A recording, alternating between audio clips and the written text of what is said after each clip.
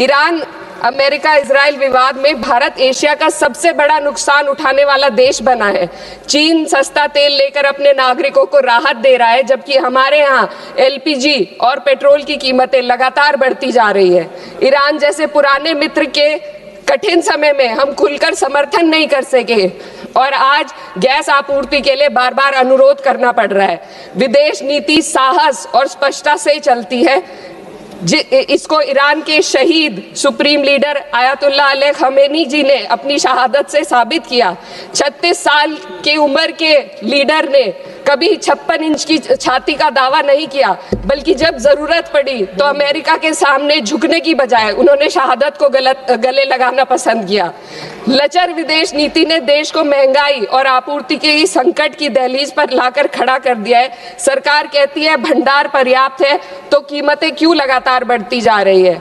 America के साथ जो हाल है वह व्यापार समझौता भी यही बताता है। आज भारत अमेरिका के साथ 40 बिलियन डॉलर का ट्रेड सरप्लस रखता है, लेकिन इस समझौते के बाद हमें हर साल 100 बिलियन डॉलर का आयात करना पड़ेगा। इससे सरप्लस घाटे में बदल जाएगा।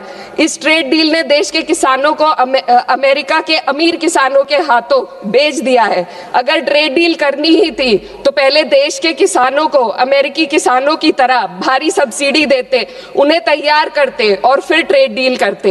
यह तो वैसा है जैसे दौड़ में किसी के हाथ पैर जंजीरों से बांध दिए गए और फिर कहा जाए अब दौड़ कर दिखाओ।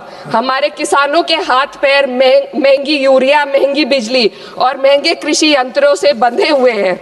अध्यक्ष महोदय, फाइनेंस बिल पर बात हो और महंगाई पर बात ना हो तो आम लोगों के साथ अन्याय है। आम आदमी के लिए रोजमर्रा के खर्चे महंगे होते जा रहे हैं। एलपीजी, स्वास्थ्य और शिक्षा की महंगाई सबसे अधिक है। सरकार 2025 में महंगाई को 1.7% बताती है। सर 2 मिनट बस कंक्लूड कर रहे हैं। लेकिन मेडिकल महंगाई 14% है, ये एशिया में सबसे ज्यादा है और शिक्षा की महंगाई 12% तक पहुंच गई है। कई परिवार अपनी आय का आधे से ज्यादा हिस्सा सिर्फ एक बच्चे को पढ़ाने के लिए या उसकी विवाह करने के लिए खर्च करने पर मजबूर है। पिछले बजट में वित्त मंत्री ने एम्प्लॉयमेंट लिंक्ड इंसेंटिव स्कीम की घोषणा की थी। उम्मीद थी इससे 4 करोड़ नौकरियां बढ़ेंगी।